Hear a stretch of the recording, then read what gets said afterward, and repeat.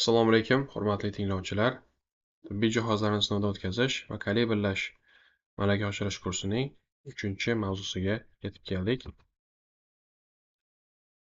3-ma'ruzamiz tibbiy asboblarni ishlash tamoyillari haqida gaplashamiz. Tibbiy asboblar bu bemorning sog'lig'ini tashxislash, davolash, kuzatish yoki boshqarish uchun tibbiy amaliyotda ishlatiladigan asboblar yoki jihozlardir. Ular kasalliklar va sog'liq sharoitlarining oldini olish, tashxis qo'yish, kuzatish yoki davolashda yordam berish uchun mo'ljallangan. Ushbu qurilmalar oddiy asboblardan murakkab elektron tizimlargacha bo'lishi mumkin. Tibbiy asboblarning asosiy xususiyatlari maqsadi bo'yicha diagnostika kasalliklar yoki kasallik holatlarini aniqlash uchun ishlatiladigan asboblar. Bularga rentgen apparatlari, ultratovush apparatlari, MRT, MSKT va shu kabi diagnostik apparatlar kiradi.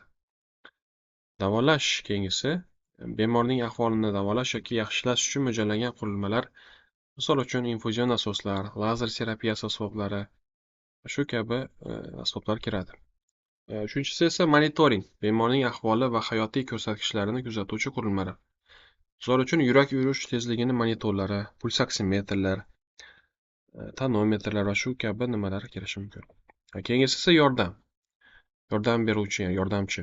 Bemorlarga kundalik faoliyatida yoki reabilitatsiyada yordam beradigan qurilmalar.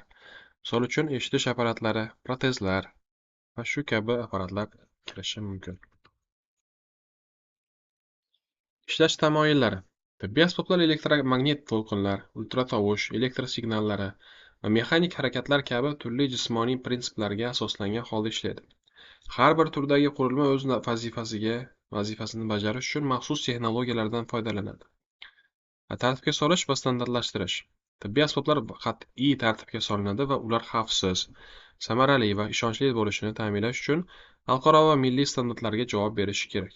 Bu belgilangan standartlarga muvofiq sertifikatlash, sinov va kalibrlashni o'z ichiga oladi. Tibbiy asboblar sifatli tibbiy xizmat ko'rsatishda muhim rol o'ynaydi va zamonaviy sog'liqni saqlashning ajralmas qismi hisoblanadi.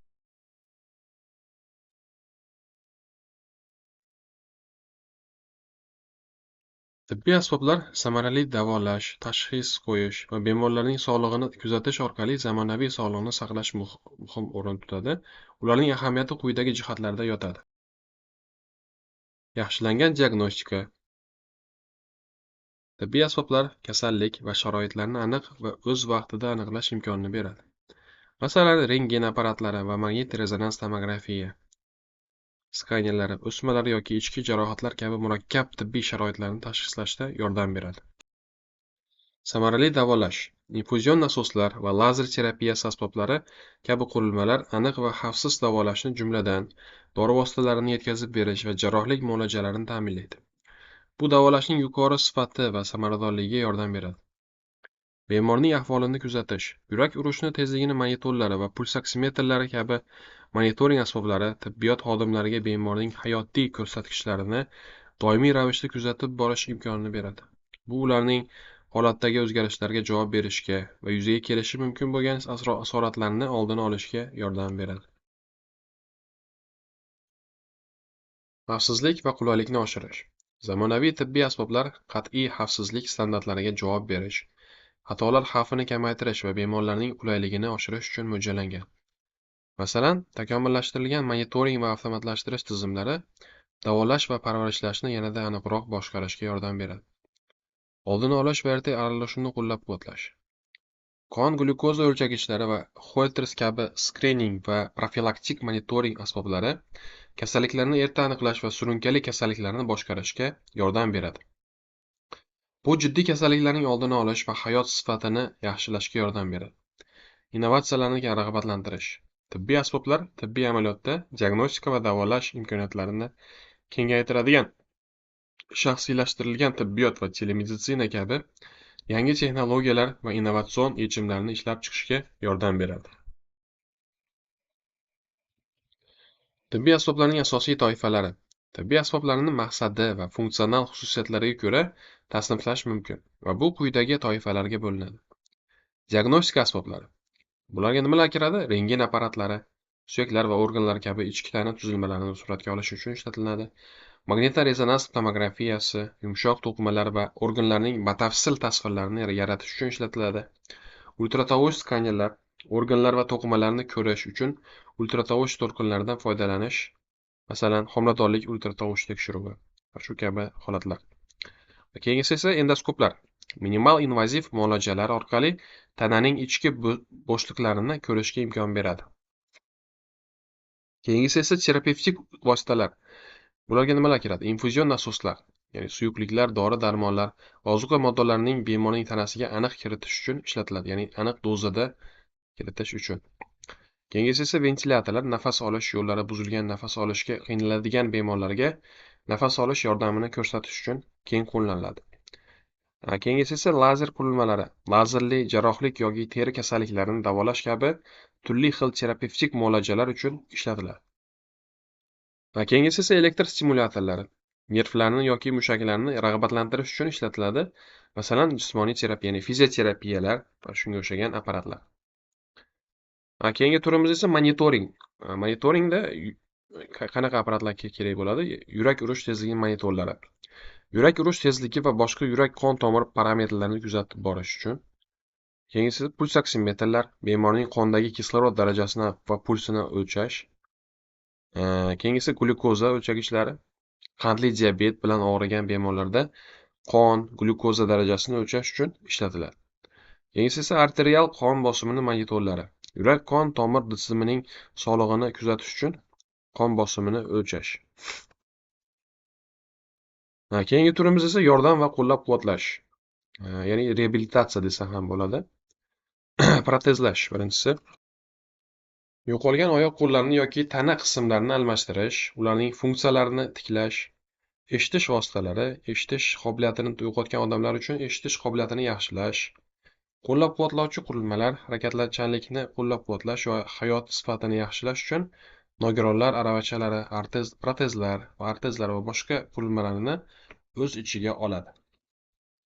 Keyingisi esa diagnostika laboratoriya tekshiruvlari uchun uskunalar. Bularga nimalar kiradi? Birinchisi qon tahlilchilar, ya'ni gematokrit, gematologik analizatorlar, biokimyoviy analizatorlar, immunoferment, ya'ni IFA analizatorlar va xolesterin kabi turli xil qon komponentlarini avtomatik ravishda tahlil qilish uchun ishlatiladi. PCR mashinalari, ya'ni molekulyar testlarni o'tkazish uchun, masalan, yuqumli kasalliklarni aniqlash uchun ishlatiladi. Yokida analitik o'lchamdagi molekulalarni tekshirish uchun spektrofotometrlar, xromatograflar va shu kabi apparatlarni ishlatish mumkin. Hop, ishlash tamoyillari. Endi bu yerda bu jadvalda ya'ni shu nimani ishlash tamoyillari, ta'rif, tibbiy asboblarga misollar ya'ni keltirilgan. Birinchisi sensorli texnologiyalar. Ta'rifi ya'ni datchiklar va sensorlar fizik yoki kimyoviy signallarni elektr signallarga aylantiradi. Glukometrlar ma'lumotlarni tahlil qilish. Keyingisi diagnostika ma'lumotlarini olish uchun algoritmlar va dasturiy ta'minot yordamida ma'lumotlarni qayta ishlash va sharhlash. Ya'ni MRT yumshoq to'qimalarning tasvirlarini yaratish, EKG monitorlari, yurakning elektr signallarini tahlil qilish uchun keng qo'llaniladi. Interfeyslar va displeylar, ya'ni displeylar va interfeyslar tibbiy xodimlarga ma'lumotni sharhlashda yordam berish uchun ma'lumotlar va natijalarni taqdim etadi. Yurak urish tezligi monitorlari, grafiklar va ko'rsatkichlar, qon analizatorlari, laboratoriya tekshiruvlari natijalari va shu kabi nimalar. Keyingisi kalibrlash va sinov. Belgilangan standartlarga muvofiq muntazam kalibrlash va sinovdan o'tkazish orqali asboblarning aniqligi va ishonchliligini ta'minlash. Qanday asboblar kiradi? Tibbiy asboblar, infuzion nasoslar, dorilarni aniq yetkazib berish, aniq dozalash uchun. Rentgen apparatlari, tasvirning aniqligi va radiatsiya standartlari. Keyingisi esa energetik tamoyillar. Qurilmaning barqarorligi va ishonchliligini ta'minlash uchun turli energiya manbalaridan elektr batareyalari, yorug'likdan foydalanish. Ularga nimalar kiradi? EKG elektrodlar yordamida yurak signallarini yozish, ya'ni elektrokardiograf apparati. Keyingisi lazer asboblari, lazer jarrohligi. Keyingisi elektromagnit prinsiplari. Diagnostika va davolash uchun radiochastota, ya'ni ultratovush yoki lazer texnologiyalari kabi elektromagnit to'lqinlardan foydalanish. Ya'ni ultratovush skanerlari tasvirlash, MRT, radiochastota to'lqinlari va magnit maydonlaridan keng foydalaniladi. Tibbiy asboblarga misollar va ularning ishlash tamoyillari. Tibbiy asboblar zamonaviy tibbiyotda asosiy o'rin tutib, aniq tashxis qo'yish, samarali davolash va bemor ahvolini doimiy nazorat qilish imkonini beradi. Ular sensorlar, optika, ultratovush va rentgen to'lqinlari, elektromagnit maydonlar kabi turli texnologiyalar asosida ishlaydi. Ushbu qurilmalar tananing fizik parametrlarini ma'lumotlarga aylantiradi. Keyinchalik ular qayta ishlanadi va tahlil qilinadi.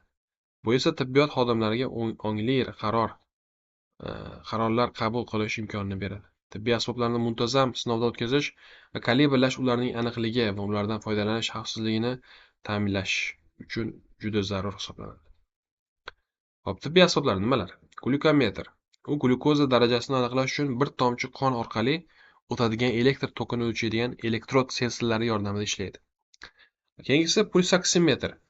Kapillyarlardagi qon tomiridan turli to'lqin uzunlikdagi yorug'likning yutilishini tahlil qilish orqali kislorod bilan to'yinganlik darajasini o'lchash uchun optik sensorlardan foydalanadi. Keyingisi magnit rezonansli tomografiya, ya'ni MRT. Yadro rezonansiga asoslangan tananing ichki tuzilmalarining batafsil tasvirlarini yaratish uchun kuchli magnit maydonlar va radiochastota to'lqinlaridan foydalanadi. Keyingisi esa rentgen apparati. U bemorning tanasidan o'tish va suyaklar, organlar kabi ichki tuzilmalarning tasvirlarini yaratish uchun rentgen nurlari yordamida ishlaydi. Keyingisi ultratovush skaneri, ya'ni UZI. To'qimalar va organlardagi aks ettirilgan ultratovush to'lqinlaridan foydalanadi. Qaytarilgan to'lqinlar ekrandagi tasvirga aylanadi. Keyingisi esa elektrokardiograf EKG teriga o'rnatilgan elektrodlar orqali yurakning elektr faolligini o'lchaydi va qayd etadi. Bu turli yurak kasalliklarini tashxislash imkonini beradi. Keyingisi esa infuzion nasos, bemorga yuboriladigan dori-darmonlar yoki suyuqliklarning tezligi va hajmini aniq nazorat qilish uchun mexanik va elektron komponentlardan foydalanadi. Keyingisi esa lazer terapiyasi qurilmasi. U to'qimalarni davolash yoki jarrohlik operatsiyalarini bajarish uchun ishlatilishi mumkin bo'lgan konsentrlangan lazer nurini ishlab chiqarish orqali ishlaydi. Keyingisi endoskop. Minimal invaziv muolajalar orqali tananing ichki bo'shliqlarini ko'rish uchun optik tizimdan optik tolali yoki video foydalanadi. Bu kichik invaziv metod hisoblanadi. Keyingisi esa yurak ritmini monitori, ya'ni patsient monitori. Yurak faoliyatini o'qish uchun elektrodlardan foydalanadi va ma'lumotlarni ekranda grafik yoki raqamlar sifatida ko'rsatiladi. Keyingisi defibrilyator. Qo'shimcha fibrillatsiyasi yoki boshqa ritm buzilishlari bo'lgan bemorlarda normal yurak ritmini tiklash uchun elektr toki urishini qo'llaydi. Undan keyin gemodializ apparati. Buyrak yetishmovchiligi bo'lgan bemorlarda buyrak funksiyasini almashtirib, qonni toksinlar va ortiqcha suyuqlikdan tozalash uchun membrana filtridan foydalanadi. Keyingisi spirometr, nafas olish havosining hajmi va tezligini o'lchaydi. Bu sizga o'pka faoliyatini baholash va nafas olish kasalliklarini tashxislash imkonini beradi. Keyingisi qon analizatori. Kimyoviy va optik usullar yordamida qon tarkibini, masalan, gemoglobin, leykositlar, trombotsitlar darajasini avtomatik ravishda aniqlaydi. Keyingisi KT skaner, ya'ni kompyuterli tomografiya. Ya'ni KT skaner tananing batafsil kesma tasvirlarini yaratish uchun rentgen nurlari va hisoblash algoritmlaridan foydalanadi. Bu turli patologiyalarni aniqlash imkonini beradi. Keyingisi esa insulin pompasi. U asta-sekin insulinni bemorning tanasiga dasturlashtirilgan dozalarga muvofiq kiritadi va diabetga chalinganlarga qon glyukoza darajasini boshqarishga yordam beradi. Keyingisi oftalmoskop, ko'zning ichki yuzasini, jumladan retinani va optik asabni ko'rish uchun yorug'lik va optik linzalardan foydalanadi. Keyingisi elektroensefalograf, EEG, ya'ni bosh terisiga o'rnatilgan elektrodlar yordamida miyaning elektr faolligini qayd qiladi va uni ekran yoki qog'ozda to'lqinlar sifatida ko'rsatadi. Keyingisi ultratovush terapiyasi qurilmasi, ya'ni UZI.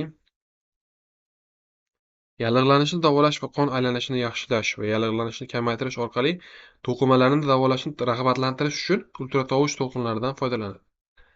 Va keyingisi nebulizer, ya'ni suyuq dori-darmonlarni bemor nafas oladigan aerozolga aylantiradi. Bu ayniqsa astma kabi nafas olish kasalliklarini davolashda juda ham foydalidir. Hozirgi tendensiyalar va innovatsiyalar. Yangi texnologiyalar tibbiy asboblarning rivojlanishiga sezilarli ta'sir ko'rsatmoqda. Bu ularning funksionalligi, aniqligi va mavjudligini yaxshilashga olib keladi. Eng muhim texnologiyalardan biri bu sun'iy intellekt, ya'ni AI bo'lib, u tibbiy asboblarni o'zgartirib, ularni yanada aqlli va o'z-o'zini o'rganishga qodir qiladi. Sun'iy intellekt qurilmalarga katta hajmdagi tibbiy ma'lumotlarni tahlil qilish va mashinani o'rganish, ya'ni machine learning asosida patologiyalarni avtomatik aniqlash imkonini beradi. Misol uchun, MRT yoki KT skanerlari kabi diagnostika qurilmalaridagi sun'iy intellekt sinov natijalarini avtomatik ravishda izohlashga yordam beradi. Bu esa tashxisni tezlashtiradi va xatolik ehtimolini kamaytiradi. Shuningdek, AI kasalliklarni bashorat qilish va shaxsiylashtirilgan davolash rejalarini ishlab chiqishda yordam beradi. Bu esa tibbiy amaliyot samaradorligini oshiradi. Yaxshilangan sensorlar yana bir muhim texnologik yangilikdir. Yangi sensorlar sezgirlik va aniqlikni oshirdi. Bu esa qurilmalarga tanadagi minimal o'zgarishlarni ham qayd etish imkonini beradi. Bu ayniqsa yurak faoliyatini aniq o'lchash, jiddiy kasalliklarning oldini olish mumkin bo'lgan kardiologiya kabi sohalarda juda muhimdir. Kiyinadigan qurilmalar, ya'ni taqiladigan qurilmalarga integratsiyalangan biosensorlar bemorlarni real vaqt rejimida kuzatish imkonini beradi. Bu esa uydagi salomatligini kuzatish imkonini beradi. Ushbu texnologiyalarni rivojlantirish istiqbollari sun'iy intellekt, ya'ni AI va sensorlarni tibbiy asboblarga yanada integratsiyalashni o'z ichiga oladi. Bu esa avtomatik monitoring va davolash uchun aqlli tizimlarni yaratishga olib keladi. Masalan, bioinjinieriya va nanotexnologiyalar sohasidagi istiqbolli ishlanmalar nafaqat bemorning ahvolini kuzatib turuvchi, balki organlar faoliyatini ham faol tartibga soluvchi implantatsiya qilinadigan qurilmalarni yaratishga olib kelishi mumkin. Shuningdek, teletibbiyot, ya'ni telemeditsina va masofaviy monitoringdan foydalanish ko'payishi kutilmoqda. Bu esa ayniqsa chekka hududlarda tibbiy xizmatdan foydalanish imkoniyatlarini kengaytiradi. Tibbiy amaliyotga ta'siri sezilarli bo'ladi. Avtomatlashtirish va yaxshilangan diagnostika aniqligi shifokorlarni kundalik ishlaridan ozod qiladi va ularga diqqatni murakkab klinik qarorlarga qaratish imkonini beradi. Aqlli qurilmalar yordamida to'plangan ma'lumotlarga asoslangan davolanishni shaxsiylashtirish uning samaradorligini oshiradi va asoratlar xavfini kamaytiradi. Oxir-oqibat, yangi texnologiyalar tibbiy amaliyotni oldindan aytish mumkin, xavfsiz va bemorga yo'naltirilgan qiladi. Bu esa tibbiy xizmatlar sifatini yaxshilashga va aholining umr ko'rish davomiyligini oshirishga olib keladi. Yaxshilangan sensorlar yana bir muhim texnologik yangilikdir. Yangi sensorlar sezgirlik va aniqlikni oshirdi. Bu esa qurilmalarga tanadagi minimal o'zgarishlar ham qayd etish imkonini beradi. Bu ayniqsa yurak faoliyatini aniq o'lchash, jiddiy kasalliklarning oldini olish mumkin bo'lgan kardiologiya kabi sohalarda juda muhimdir. Kiyinadigan, ya'ni taqiladigan qurilmalarga integratsiyalangan biosensorlar bemorlarni real vaqt rejimida kuzatish imkonini beradi. Bu esa uydagi salomatligingizni kuzatish imkonini beradi. Tibbiy asboblarga texnik xizmat ko'rsatish va kalibrlash uchun ishlash tamoyillarini bilish ham muhimdir. Muntazam texnik xizmat ko'rsatish va aniq kalibrlash asboblarining kerakli aniqlik va ishonchlilik bilan ishlashini ta'minlaydi. Ishlash tamoyillarini tushunish texnik xodimlarga muammolarni tezda aniqlashga va samarali ta'mirlashni amalga oshirishga yordam beradi. Uskunaning ishlamay qolishi vaqtni kamaytiradi va bemorning sog'lig'iga xavf tug'diradi. Umuman olganda, tibbiy asboblarning ishlash tamoyillarini mukammal bilish tibbiy yordam sifatini oshirishga, asboblardan foydalanishda xatolarni kamaytirishga va tibbiy asbob-uskunalarning xizmat qilish muddatini oshirishga yordam beradi. Ushbu bilimlar klinik amaliyotda asboblarning xavfsiz va samarali ishlashini ta'minlash uchun asosdir. Shu bilan 3-darsim ham tamom bo'ldi. E'tiboringiz uchun katta